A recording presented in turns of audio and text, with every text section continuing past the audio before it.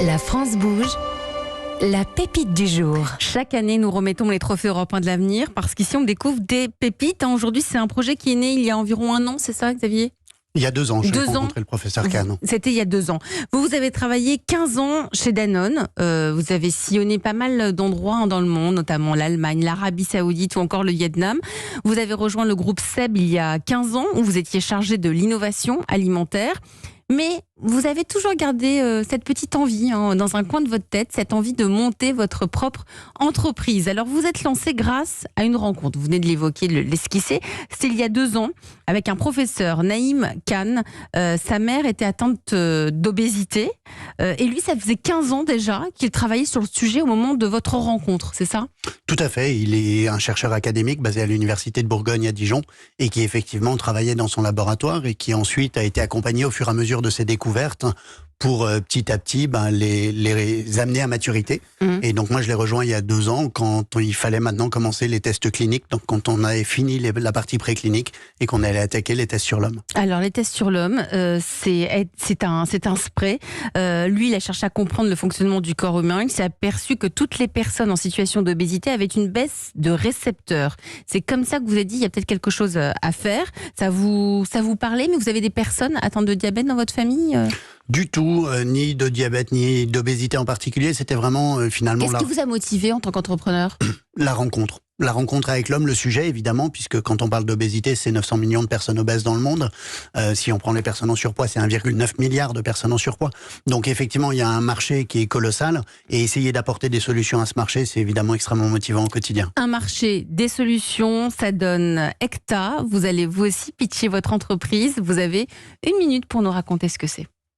Eh bien, pour vous présenter Ecta, je vais effectivement vous parler d'une ambition et d'une rencontre. L'ambition, c'est de vaincre l'obésité dans le monde. La rencontre, c'est celle que j'ai faite effectivement avec le chercheur et professeur Naïm Khan. Comme vous l'avez dit, Naïm avait une maman obèse qui ne comprenait pas pourquoi. Et il a décidé de consacrer sa vie finalement à ce fléau pour y apporter des solutions. Donc il a découvert il y a 15 ans ces récepteurs gustatifs et le goût du gras qu'on a au niveau de la langue. Et il s'est aperçu que toutes les personnes obèses, en fait, avaient une baisse de la détection orosensorielle. Donc en fait, ils ne captaient plus les lipides et ce qui faisait qu'ils avaient besoin de plus manger pour avoir le même sentiment de satiété. Et donc l'approche révolutionnaire d'Ecta, c'est de venir avec vraisemblablement un spray, mais un leurre qui va venir réactiver ces récepteurs gustatifs chez les personnes obèses, évidemment sans apporter de calories, pour petit à petit créer un sentiment de satiété précoce, d'où une baisse de la prise alimentaire et donc du poids corporel. Et cette technologie des leurres lipidiques fait l'objet déjà de 2 brevets. En 2022, comme on l'a dit, on a lancé les premières études sur l'homme pour valider l'innocuité de la molécule, s'assurer qu'elle soit safe. Et nous ambitionnons maintenant de lever 7 millions d'euros pour valider les études d'efficacité en 2023 et 2024. Merci Xavier Boitvézy, vous êtes le président cofondateur d'Ecta. Ecta, ça s'écrit E-K-T-H-A. Pourquoi un spray ? Pourquoi un spray ? Pourquoi pas une gélule ou en fait, un gel ? Parce qu'il faut venir activer les récepteurs qui sont au niveau de la langue. Donc ça pourrait être par exemple une pastille à sucer ou éventuellement une petite boisson qu'on gargariserait. Mais une gélule qu'on avale tout rond qui va dans l'intestin aurait vraisemblablement moins d'effet puisqu'elle n'agirait pas au niveau des récepteurs gustatifs. Donc ça voudrait dire que si on va au restaurant, on a le produit sur soi... Et ça fera quel effet ? Ça veut dire que je vais moins manger ? Ça veut dire qu'effectivement, 1/4 d'heure avant ma prise alimentaire, je vais venir avec un petit coup de spray activer mes récepteurs. Ça a le temps de faire ce qu'on appelle l'axe langue-cerveau-intestin. Vous l'avez apporté le spray ? Non ? Bon. Et donc du coup, effectivement, vu que ça active ses récepteurs, ça donne un sentiment de satiété. Et au moment de la prise alimentaire, la personne finalement, elle baisse sa prise alimentaire et donc son poids corporel. Qu'en pense Nathalie Carré, qui est en charge de l'entrepreneuriat à la Chambre de commerce et d'industrie, qui reçoit chaque jour les projets d'entreprise de la France Bouge et qui donne ses précieux conseils. Bonjour Nathalie.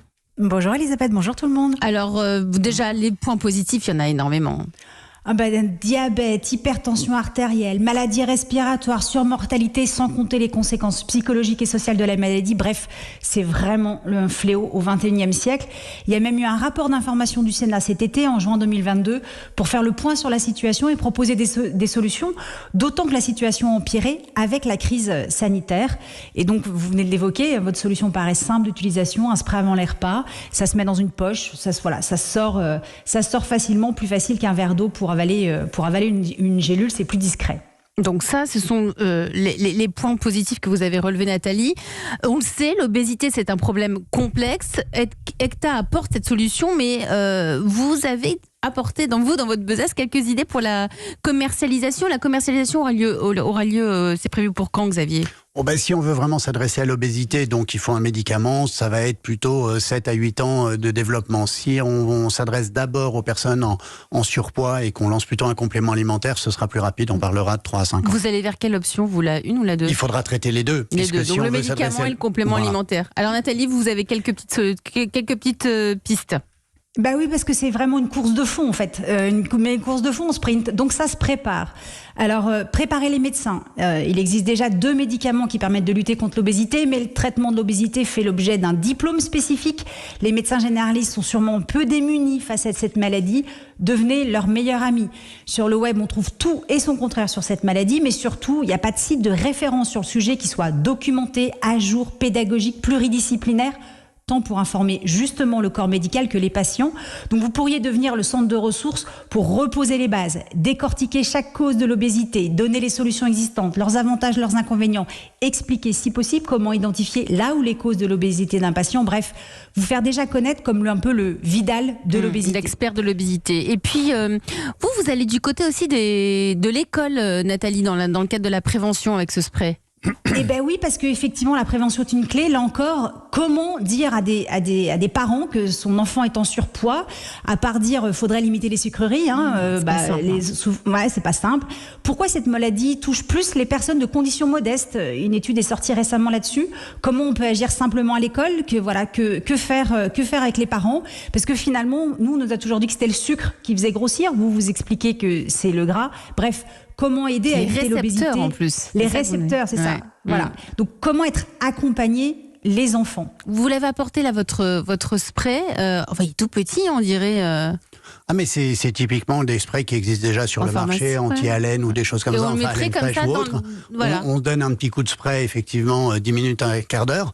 Ça vient activer les récepteurs. Et du coup, je mangerai moins au moment de la prise alimentaire. Un des points vraiment intéressants, c'est qu'on n'a pas du coup forcément le régime. Alors bien sûr, il faut accompagner ça d'éducation pour que la personne petit à petit change sa manière de consommer. Mais dans un premier temps, elle va pouvoir avoir le même plaisir, garder le plaisir alimentaire en mangeant ce qu'elle avait l'habitude de consommer. Et c'est important, Nathalie, parce que très souvent, il y a les malades, oui, mais il y a aussi les familles qui sont démunies quand on est face à ce type de problème. Eh bien oui, donc s'adresser aussi, préparer les malades et leurs familles. Aujourd'hui, quand une personne obèse décide de soigner, elle doit aller à l'hôpital. Alors il y a aussi des programmes privés dans des centres spécialisés, c'est très excluant. En plus, on a honte, on n'ose pas nécessairement se confronter aux autres, d'autant que les malades doivent plus souvent s'entendre dire « t'as qu'à arrêter de te goinfrer », plutôt que « tu dois avoir un dysfonctionnement du lipidorécepteur CD36 ». Du coup, vous pourriez devenir l'Institut du mieux-être corporel en ligne, là encore, toute l'information à jour sur les causes et les solutions, des mises en garde contre les régimes maison qui font souvent plus de mal qu'autre chose, des groupes de parole, des webinaires, tant pour les patients que pour leurs proches, pour qu'ils puissent accompagner correctement la personne en surpoids. Bref, un cocon où on peut, à son rythme, fabriquer son parcours de soins avec des professionnels de la santé au sens large du terme. Peut-être qu'il faudra envisager une structure associative à part, histoire d'éviter quand même les conflits d'intérêts à voir. Xavier Boitvézy, vous nous l'avez dit pendant le pitch, 7 millions d'euros à lever, c'est en cours. Vous avez commencé le tour de table déjà ? Oui, on a déjà commencé à discuter avec certains fonds, mais on serait ravis d'accueillir des fonds spécialisés dans la santé qui ont envie de se lancer dans l'aventure avec nous. Nathalie, vous, il faut préparer les financeurs pour tout ça. C'est ça, préparer les financeurs en vous positionnant parce que le chemin va être long. Tous les vendeurs de rêves, de compléments alimentaires, de régimes, de produits miracles qui existent aujourd'hui n'ont aucun intérêt à ce qu'il y ait un médicament qui fonctionne, qui arrive sur le marché.